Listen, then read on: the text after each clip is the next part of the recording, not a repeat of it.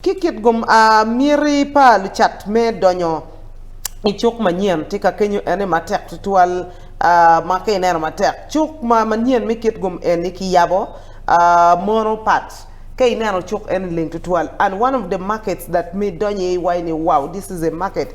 Ento, unfortunately, dano Paul magidon chuk ene, but I think maybe let's listen whether this is a video kong wanen kong whether we can watch it, but if not, let's continue with the conversation. Now, Pat, dano gubu donyi chok ene, dano gubu tiki chok ene mabadi da. Okay, now chok membale. It is just the same as the one of Kitgum. And when you go outside, you not like the market street. Chok kiyabo madit Kitgum me konyo chat.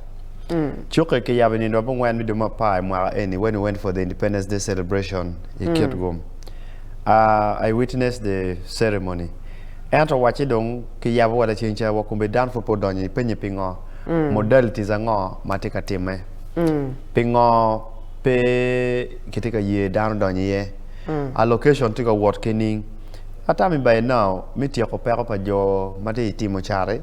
No, they should have given them the stalls by now. Mero neuro transparency in terms of managing the market. Kidong guako ne go guako kening.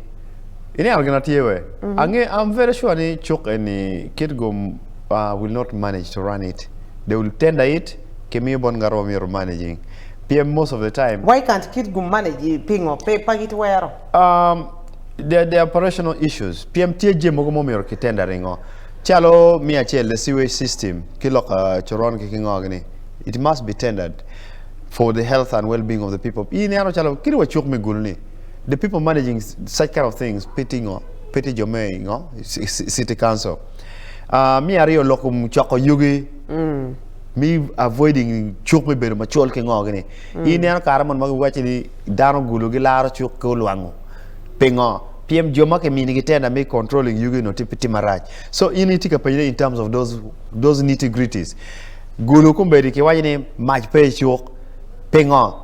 PM Joma ke mini chuk ni go managing gipe ka chulne dano ko ko municipal council no municipal council ka da ko miongo in ngar but also when you look at these people kiyabo chok and mabed to Lucat mapol pe gimir ka ti ki chok and inside, they don't want the stalls, they still want to sell their things outside. One time I was very disappointed at Cherry Lira market and atamoni at work will jema be ki Lira market ento mapuriti donya Lira market no dano when go beru ko man erni.